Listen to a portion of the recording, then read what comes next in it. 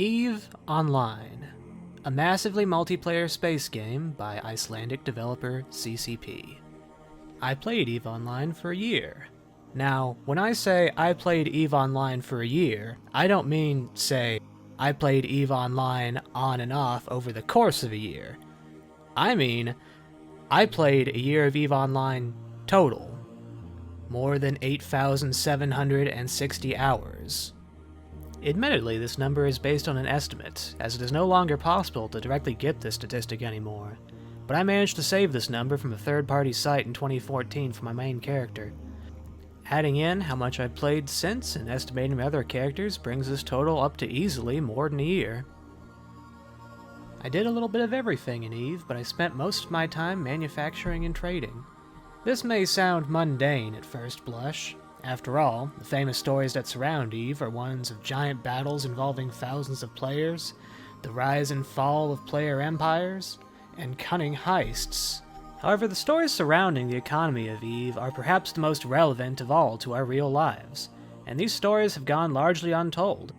Scholarly articles have been written about EVE's player-run economy, yet rarely have I seen video essays about it. Drawing on my time in EVE, I wanted to make one, and if you're listening to this, I was successful.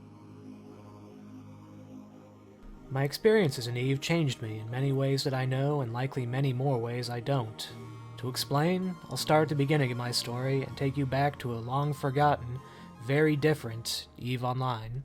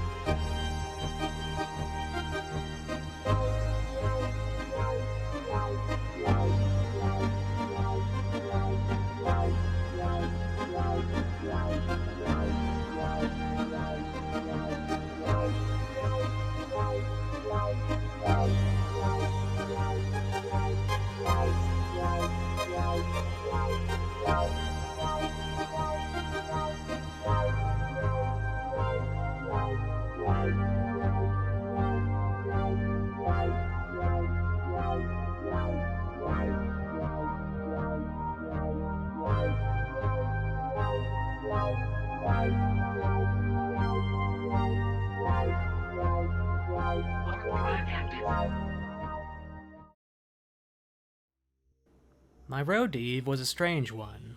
I was part of an absolutely tiny group of people who played a space game called Hegemony, Legions of Iron, on GameSpy. In the family tree of space strategy games, Hegemony could be said to be Stellaris' great uncle twice removed. Anyway, this group of players invited me to join their corporation in EVE.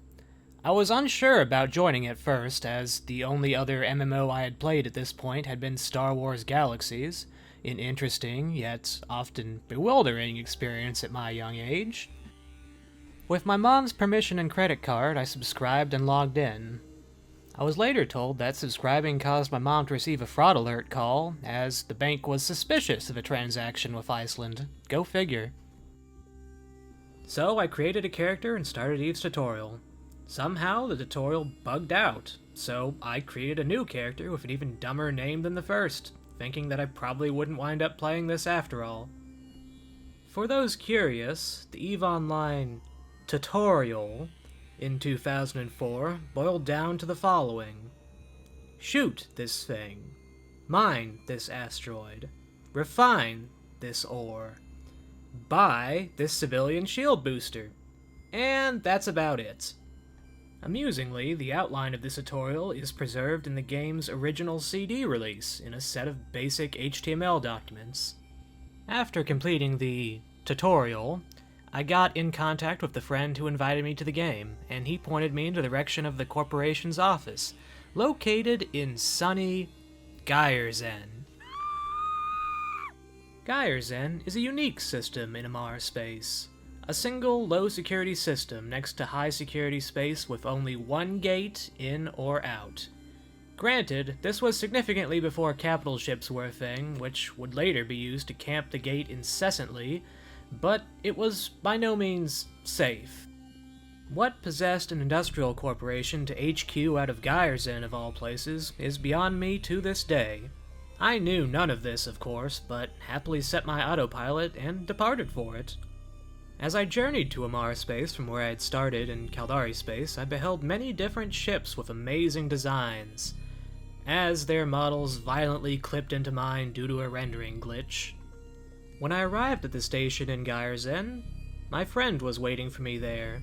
His name was Sasha. I believe he was a Russian. We had played a lot of Hegemony together. I had only beaten him once, out of all the times we played.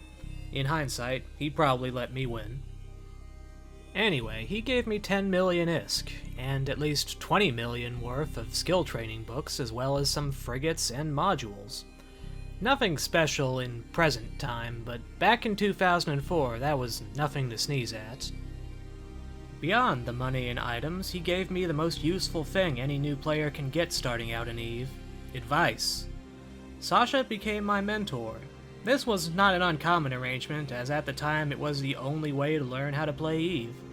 Some would likely argue that it's still the only way to learn EVE, despite CCP's best efforts at improving the new player experience. It was only through the grace of mentors like Sasha that EVE survived the early years.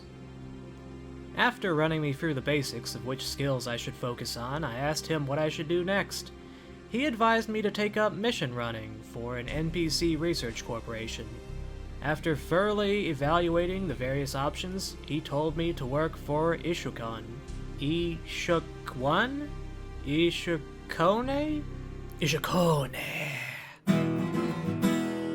Anyway, after telling me to work for that company, he pointed me to a level 1 agent. So I left sunny Gyerzen and flew to Andabayar to begin doing basic missions. My weapon of choice? A condor with lasers. Because lasers are cool, right? I didn't know it at the time, but even from this first day, I had been set down a path. My first year in EVE was an exciting one. I gradually climbed to higher level missions with my trusty Moa. No, not that one. Or that one. No, not that one either. Ah, perfection. Aside from mission running, I also took up mining. The corporation I was with held many mining operations. The ore was usually the cheap high-security space stuff, but it really wasn't about that. It was about hanging out on TeamSpeak and getting to know everybody. The membership spanned the globe, and I was exposed to many new people and many new cultures. Of course, this being EVE, we also experienced a traditional corporate thefts. This culminated in a moment where the original Corp and all its assets were seized by a Corpmate named after a Final Fantasy VII character. We quickly reformed under a new name and soldiered on, even fending off wars against other players who had attacked us. One of my Corpmates introduced me to a certain comedy website which had articles I enjoyed quite a bit. After joining this community, I saw that the group had an in-game communication channel, so I joined that too. It was full of characters from various corporations all across EVE. Nobody in the channel knew it at the time, but elements of this group would eventually go on to lead the most powerful coalition EVE has ever known. But that was still in the future. Sometime after I joined the channel, I was let in on a plan. A patch was imminent that would drastically rework missile weapons. Players would need a whole slew of new missile skills to be effective with them. To learn these skills, players would need skill books. Skill books are one of only a handful of items that are seeded onto the market from non-player sell orders, specifically in school stations. We knew, likely from EVE's test server, that these books would only be seeded in Caldari space, Caldari being the only faction that meaningfully used missiles. This made sense. We decided to split the various regions which did not have the books amongst ourselves. The idea was to buy up the new skill books in great numbers immediately after the patch, haul them to school stations in other regions, and sell them at tremendously high markups. With a little luck, our orders would be mistaken for the seeded non-player orders that other players would assume to be at a reasonable seeded price. Now here's where EVE's regional market system becomes critical. Players can only see the orders in the region of space that they are currently in, and the average price statistic for each item is calculated based on only that region's market transactions. A new item has no pre-existing regional average price at all. This produces an exploitable information vacuum that allows a trader to set whatever price they want without running afoul of big red numbers telling their potential buyers that they are paying significantly more than the going rate. Basically, the buyers wouldn't know the real seeded price of the stuff unless they went to the Caldari regions themselves, or otherwise heard about it through the grapevine. I targeted the Tashmurkan region, my home. A humble region, not known for wealth, but having a respectable population of miners and industrialists. It was home to many corporations like the one I was a part of. The books I bought for 60,000, I sold for $1 million each. The books I bought for $1 million, I sold for 5. On patch day, I kept a steady eye on the market, perched in the Academy station in the 2 system. I could see my customers quickly entering and exiting the station, buying my books. Strangely, I noticed a few people dramatically undercutting me and effectively ruining the profit they could be making. They were selling books with a seed price of 60,000 for, say, 120,000. Sure, that was a 100% profit, but why stop at 100% when you could make 1,600%? I quickly bought up their books and immediately relisted them at my prices. I dubbed these people Dudley Do-Rights. Perhaps they were motivated by some misguided sense of philanthropy. I felt bad for them, as annoying as they were. They were shooting themselves in the foot, after all. Eventually, I could no longer afford the risk of trying to hold back the tide of other resellers from lowering the price, and so I accepted more normalized prices for the rest of my books. Ultimately, I cleared 300 million ISK before the night was over, and learned a very valuable lesson in taking advantage of people's innate trust and expectations of the market. Let's go a level up. Does this kind of gouging happen in real life? Absolutely. Just ask the people who bought $500 Wiis and $800 PS3s on launch day from resellers. This is also why you will often see retailers limiting how much of a high-demand item they are willing to sell to a single person. Admittedly, in these situations, the buyers generally know the proper price of the item, whereas in EVE, the majority of the book purchasers likely had no idea how much they were overpaying. It's an interesting question as to how many of the purchases were driven by not knowing the standard price of the item, and how many knew the price and were just looking for convenience. It was, after all, a solid 10-15 jumps to Caldari space, and this was prior to Warp to Zero, a change that radically lowered travel times. Anyway, now that I had some real money to play with, I began to branch out and try new things I wouldn't have previously considered because of their costs. I even bought a Scorpion. No, not that one. There we go. I lost this bad boy in a terrible lag storm when we tried to fight another corporation in populated space. I didn't even get a single shot off.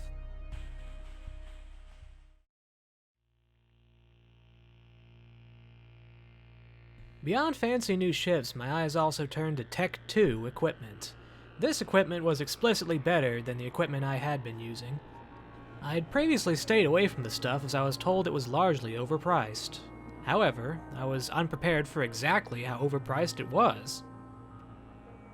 For example, Tech I cap rechargers, a module that increases energy recharge rate, ran for less than 50,000 ISK.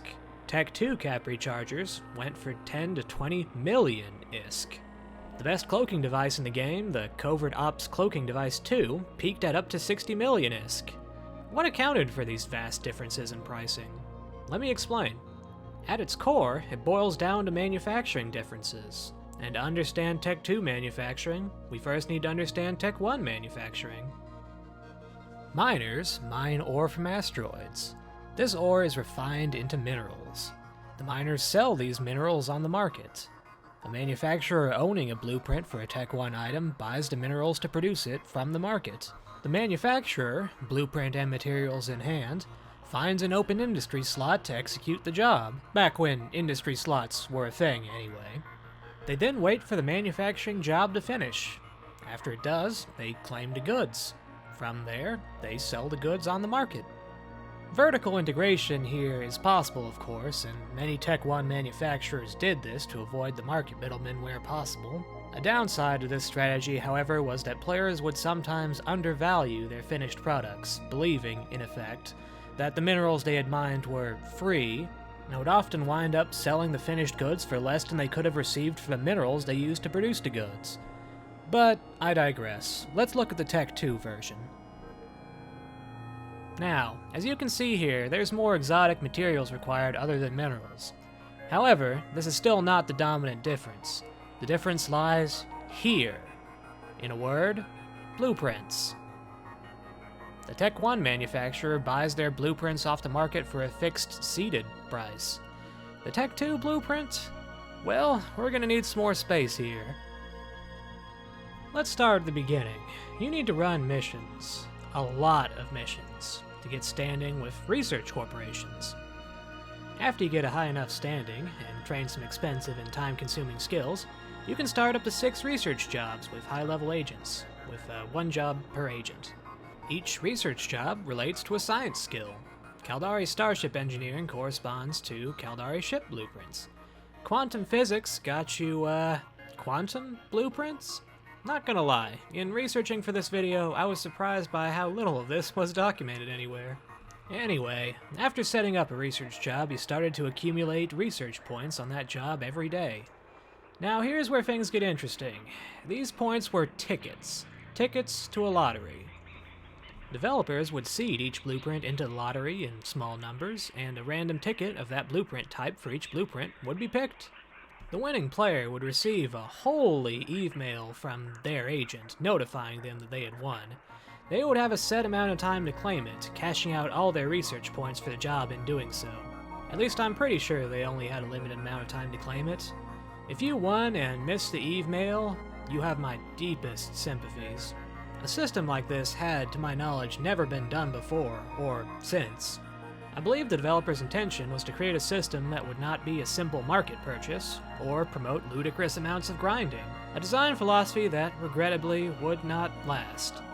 Essentially, this system created an infinitely tall wall for which no amount of direct effort could guarantee a specific blueprint. In truth, I loved this system. I liked the steady uptick of my research points and the reassurance that one day my number would get picked.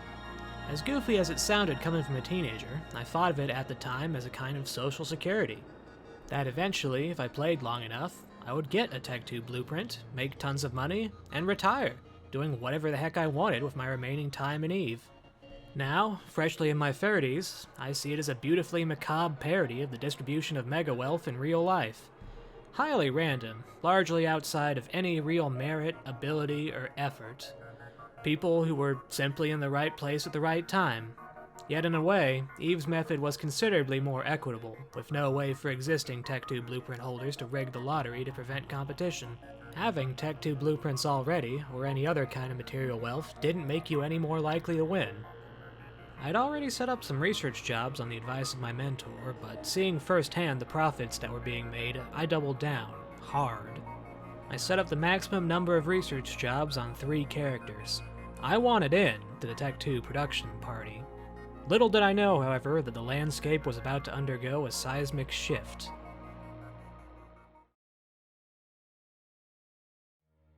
In 2006, player frustrations with the high Tech II prices were reaching their breaking point.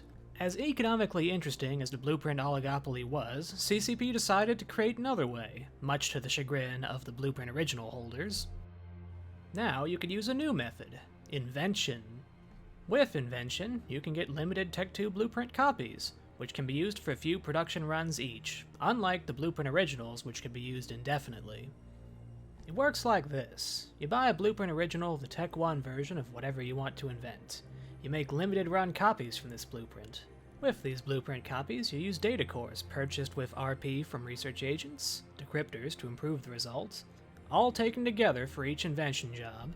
Critically, this job was a dice roll, with a chance to produce nothing, consuming all of the materials in the process. In the beginning, at least, this was a fairly bad chance of success for most things that was only made bearable with perfect skills or expensive decryptors. As gnarly a path as this was, the desired effect was achieved quickly. The prices of the most expensive Tech II items crashed rapidly, yet a large part of the profits of the Tech II Blueprint original holders were preserved in their higher material efficiency and not having to go through the invention process. I myself tried my hand at this system from time to time, though it never particularly gripped me.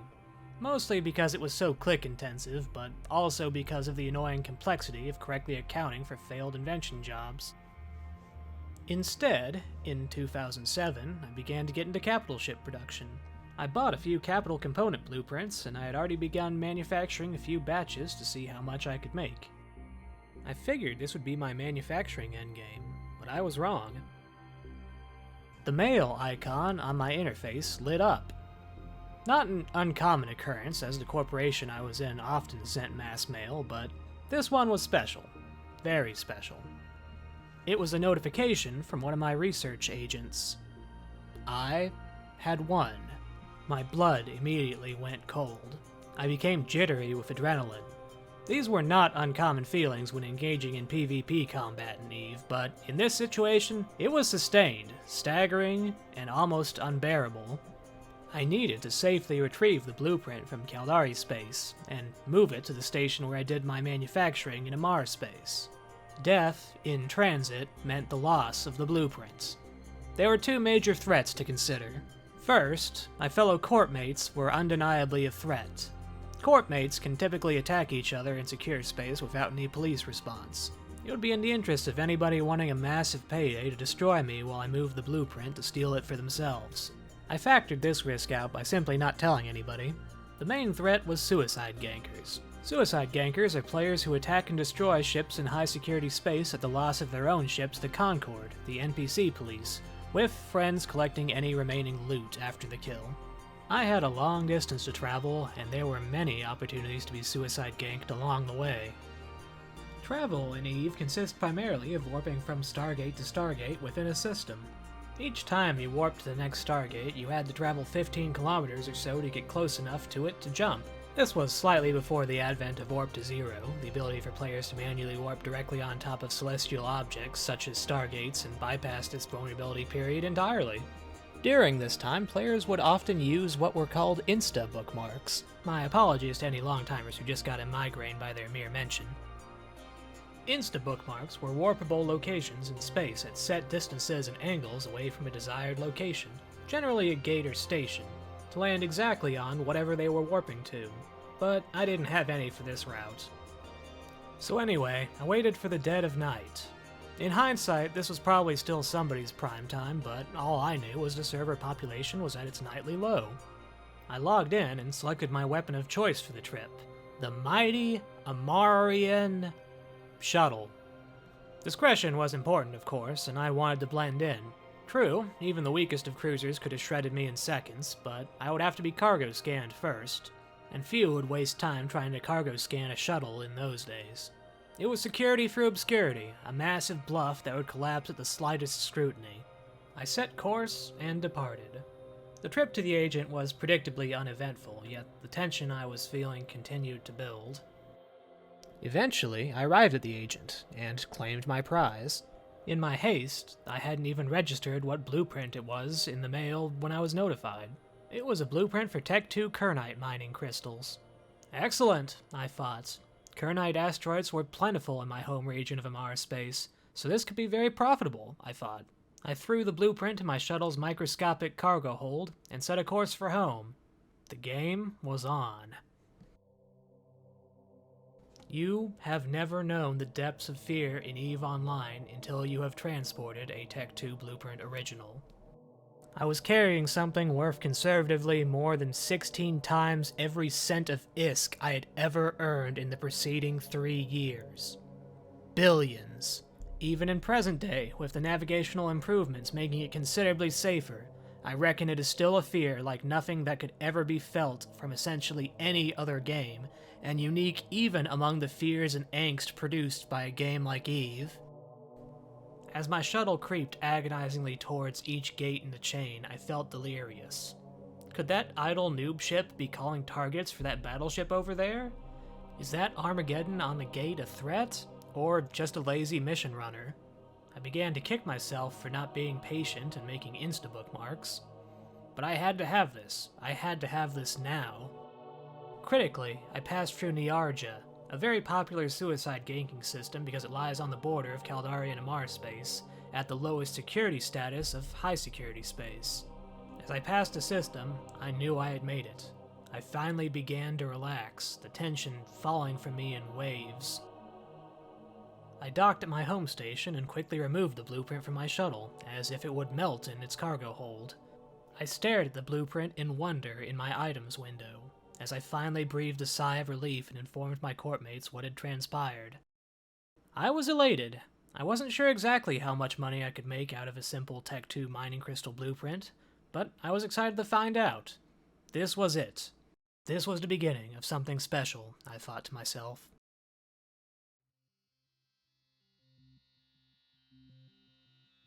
After securing the blueprint, I manufactured a couple hundred Tech II Kernite crystals as a test. It turned out that each crystal was trivially expensive to produce, costing about 50k each at the time, with the only expensive part being the more exotic Tech II specific manufacturing materials. Having produced the mining crystals, I now needed to sell them to miners. Miners needed a continual stream of these crystals for their advanced mining equipment to realize better mining yields. Initially, I tried to sell the crystals where I knew the miners were, but this was a big failure. Low volume, almost no buyers at all. This is a lesson that most manufacturers and traders quickly learn in EVE. If you're selling in volume in high security space, there is generally little utility in selling items outside of the main market hubs. People don't trust non-hub prices, often for good reason, realizing the added cost of transporting the items to random systems would have an associated convenience cost, increasing the price they pay. I quickly pulled the crystals from the mining systems and moved all my stock to the two biggest market hubs in Amar space, Amar and Tashmurkhan Prime, the market hubs for Domain and Tashmurkhan respectively. Here's where geography once again becomes important. Despite being the market hubs for two of the most populous regions in Amar space, they are 2 jumps away from each other, essentially a trivial travel distance. In fact, you've literally just watched the distance between them being traveled in real time.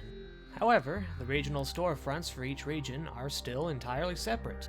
A player in Domain can only see the sell and buy orders on the Domain market, and the same for Tashmurkhan. This information vacuum between the regions provided a powerful tool in selling.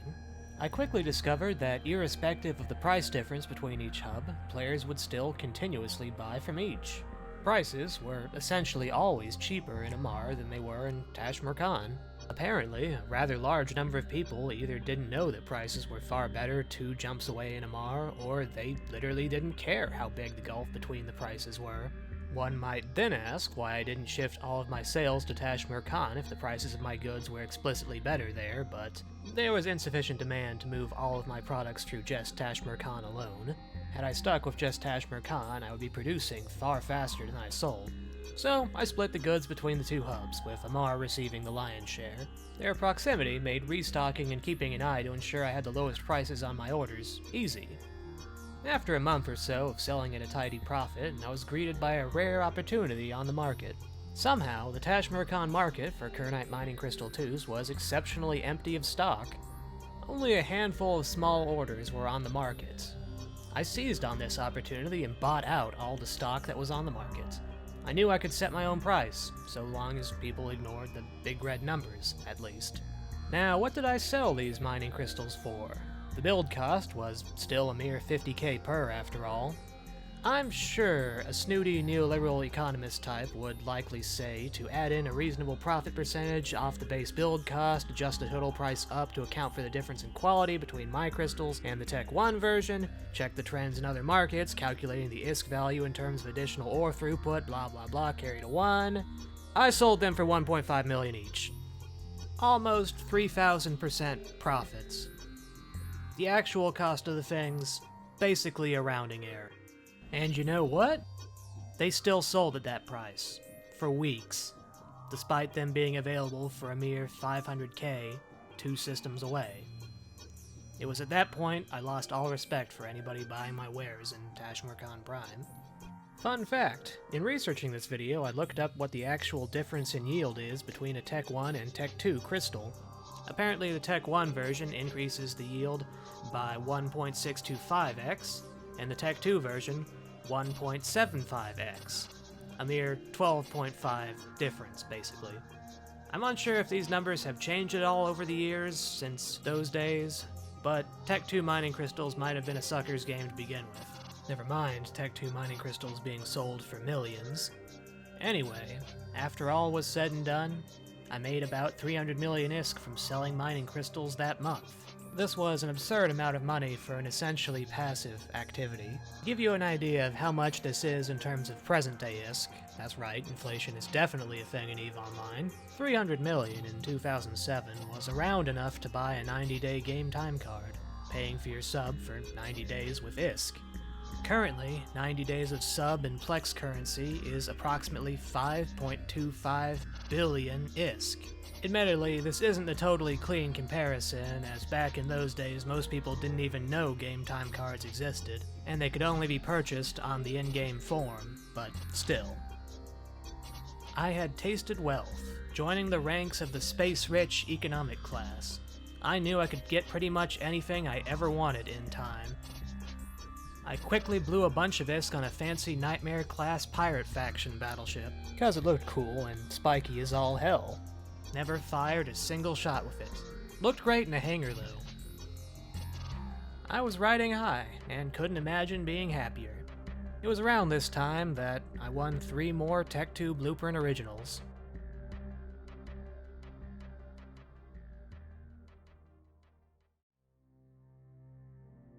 Things changed after I received the 3 new Tech II Blueprint Originals. It became worthwhile to improve the material efficiency of the blueprints to bring the build costs down. This required quite a long wait, as research slots were a scarce resource at the time, with only so many per station.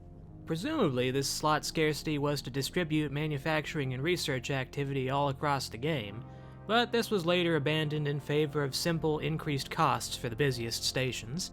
2 of the new blueprints were for ships, which have considerably more exotic material requirements than the crystals I had been producing. So my supply chain changed considerably.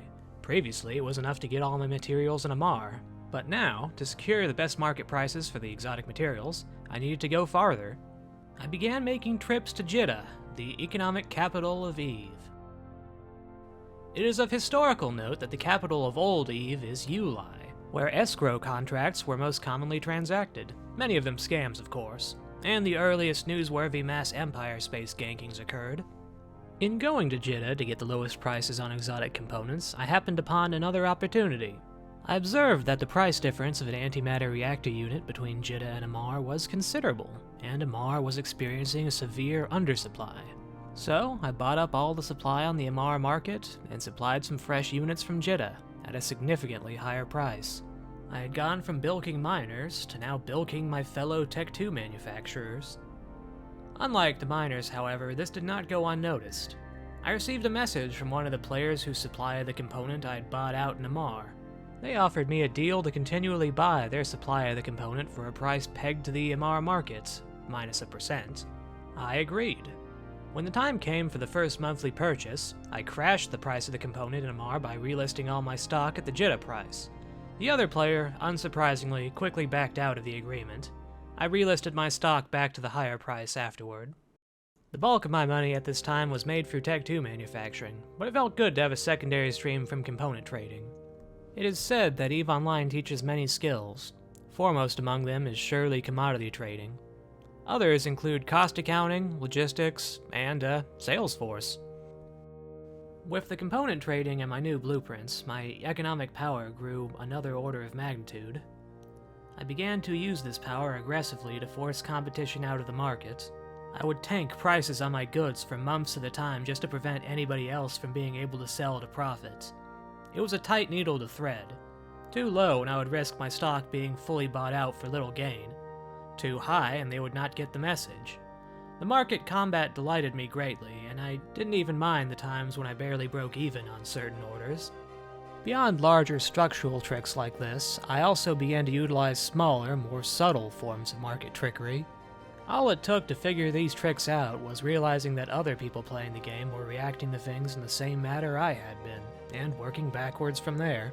For example, often I would split my market orders for a given item that I'm selling by various amounts in sales prices. This had the effect of demoralizing other sellers when they see their order buried by multiple other orders, assumedly from multiple other players competing for the same sales, making the market seem more hostile. Sometimes I would even delay putting certain batches on the market just so that the market timestamps would be different too. Another tactic I used was trick undercutting. The convention in EVE, when not trying to force people out of the market, for most of its history at least, was that most people would undercut the current lowest order by as little as possible, 0.01 ISK. This preserves the high sales price and ensures that your item is the one that's sold. But that's not the trick. The trick comes in when you undercut by not only 0.01 ISK, but another random digit earlier in the price, hiding a 3 in a group of 8s, for example. That way, there'd be a chance when others would attempt to re-undercut my order, that they would only reduce their price by 0.01 ISK, and not the actual amount that would make them the lowest order. This tactic would not stand up to the scrutiny of anyone who manually verified after they lowered their order, of course, or anyone who correctly evaluated the entire price of my order, but it was a slight edge that made me feel like I was doing all I could to protect my orders, and annoying the competition, as they had to wait several minutes to readjust their orders to lowest if they missed it the first time. Interestingly, during the creation of this video, both undercutting and order adjusting were nerfed considerably in a patch. It is now only possible to use numbers rounded to 4 significant digits in your orders, and it costs considerably more to modify them. It is interesting that the developers would change something so fundamental to the market so many years later, making the markets somewhat more favorable to consumers in the process. Anyway, having roughly figured out what I was doing to make the most of my assets in-game, I turned my attention to the community and the game's forums. It was there, among the many threads, I beheld a grave threat to my burgeoning wealth. The EVE Online forums were a busy place in the 2000s. The forums were a lot of things to a lot of people. They were a place to find strategies and guides for the game's more arcane systems, a place to find out what was new in Alliance politics, a place for certain kinds of commerce. An honest-to-God community unto itself in its prime. It was all of these things, but most importantly to the game, it was a crucial line of communication with the developers.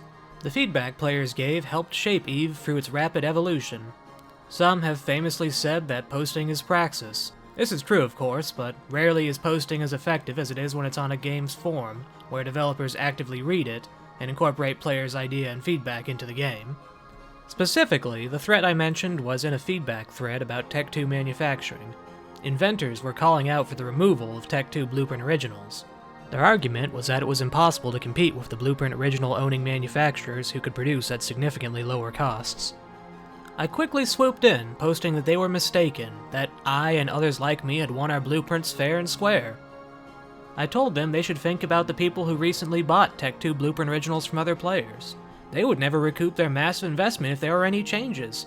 That would be patently unfair. And so what that there is a two-tier manufacturing system? EVE has never been a fully level playing field between players who have been playing the game for a few days against those who have been playing for years. The difference between invention and Blueprint Original production was just another example of that. Why should we, who did everything right, be punished so harshly? And on, and on, and on, I posted. Incidentally, if you ever want to cringe down memory lane, there are a few things more cringeworthy than one's childhood postings on MMO forums, if you are unfortunate enough to have any. It was a lopsided fight, but I stood my rhetorical ground all the same. I joined other Tech II Blueprint Original owners as they argued against the masses of angry inventors, ultimately talking past these angry inventors and making the case directly to the enigmatic developers, ostensibly engaging with the inventors' posts in good faith. A silent camaraderie existed among the blueprint holders, as we posted together, responding to posts meant for each other, shoring up each other's arguments. Oftentimes, I and other blueprint holders would post using our alt characters to artificially inflate our numbers. It was trivial to roll a character with a sufficiently made-up EVE Online-ish name that nobody would ever name a person in real life. For years, I posted, whenever and wherever the topic of Tech II blueprints was discussed, until the conversation was so rare and so settled that I was seemingly the last one who even bothered to put up a defense of the status quo when it came up. Ultimately, we were victorious. We kept our blueprints and their material advantages. While obviously it can't be said definitively that the forum postings swayed the developers one way or another entirely, I'd be surprised if they weren't a factor at all. Minor changes have been made to Tech II production over the years, but to this day the blueprints and their manufacturing power remain. So that's the size of it. I defended my manufacturing income, and what did that buy? Game time, mostly. Some capital ships I never meaningfully used, and a public manufacturing station that was destroyed soon after I won EVE and quit playing for a while. Now, this defense might have been forgivable if somewhat unempathetic, if not for a detail I've been glossing over that I'm sure many familiar with the situation have recognized and been yelling at the screen for the past 20 minutes. The Tech II Blueprint lottery ended in 2007. No Tech II Blueprint originals were ever distributed again. The only way new players could get them would be to buy them from other players who had previously won or bought them. I wasn't defending a system where everyone could participate and eventually many would be winners. I was defending the proceeds of a long-discontinued system. I was defending my economic privilege and the monetary value of my blueprints. Of course, I cloaked this in feigned concern for others, as most who publicly defend their economic privilege do. I even proposed systems that would allow new players to get Tech II Blueprint originals, and decried how unfair it was that they had been denied the opportunity to receive them. Ultimately, though, it came down to a desire to maintain my place in the economic order. In all my proposed ideas, I always left room for myself. This is a pattern you can spot over and over in real life. It's the person on Nextdoor complaining about the affordable housing project going up 3 blocks away while decrying gentrification pushing people out of their homes. It's in the millionaires decrying the evils of racism while their business ventures work people to the bone for pennies. For so many people, any meaningful sacrifice of wealth, comfort, or even perceived position is too much to even begin to imagine. Along those lines, the more one has, the more they will fight tooth and nail to defend it, as I certainly did in EVE. As the ISK rolled in, my scruples fell away, and it was so easy to fall. With each rung I climbed, I stepped on more and more people. This was all in the context of EVE, of course, so ultimately it doesn't, strictly speaking, matter any more than strong-arming a deal in a game of Monopoly matters. But looking back, I don't like the person I was then, in that space. I blew past petite bourgeoisie and went full-on scumbag billionaire oligarch. I became exactly the kind of person I spend my time in politics and activism fighting now. If a lack of wealth opens people's eyes to an economic truth, a corollary of that is surely that excessive wealth blinds people, as I was in EVE. I defended a harmful system that made the game worse for a lot of players, ultimately for selfish reasons. I did not grow up wealthy, but I did grow up fortunate. I was born to white, citizen, college-educated parents in a prosperous part of the United States. Looking back, the Tech II BPOs were just another unearned economic privilege I had won just by being in the right place at the right time, and I was wrong for defending that privilege. Such lotteries of privilege should not exist in the world of EVE nor any other. 2020, the impossibly futuristic year many of us dreamed about as kids. Now, more deeply cursed than we could have begun to imagine, never mind the lack of flying cars. Right now, I'm as far away in years from when I started EVE as I was when I was born, and it certainly feels multiple lifetimes ago.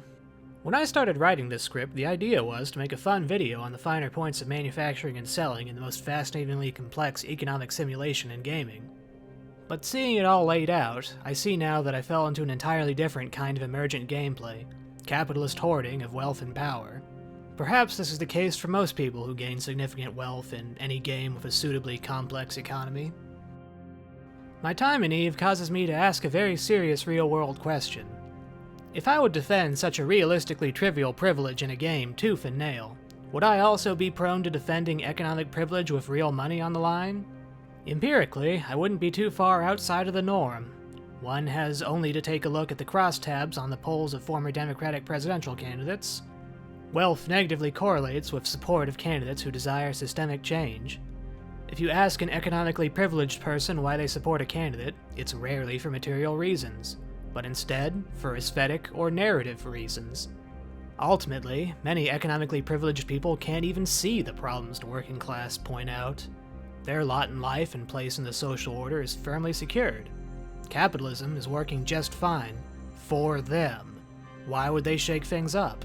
I was fortunate enough to become a computer toucher. As my material wealth increases, am I going to become that person I was in Eve again? Regardless of whether it was a flaw in my personality or a natural consequence of the accumulation of wealth, is this the path I am destined to walk, as so many people do every day? No, I refuse to. In seeing this trap firsthand, I gain an edge in disarming it. I'd be lying if I said my current political views have much of anything to do with what I did in Eve, but when I view my experience in Eve through the lens of what I know now, it is a striking example.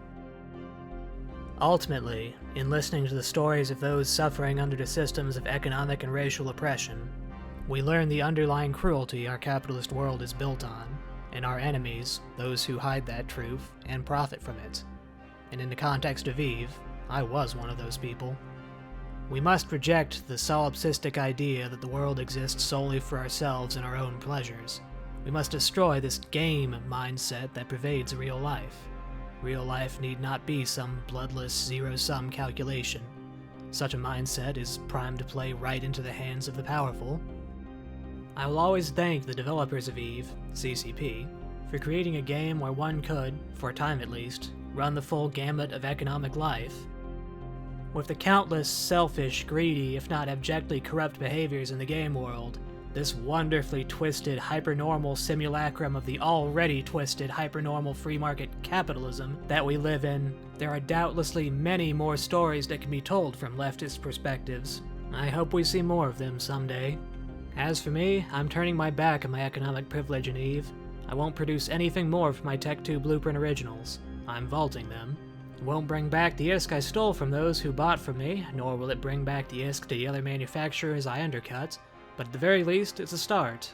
In recognizing and turning our backs on our economic privilege, we begin to open up the chance for real, meaningful change.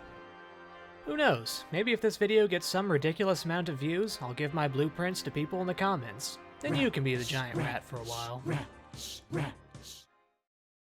Well, that was something. Thank you for watching. I have a lot more ideas for videos, so if you liked it, go ahead and subscribe for more.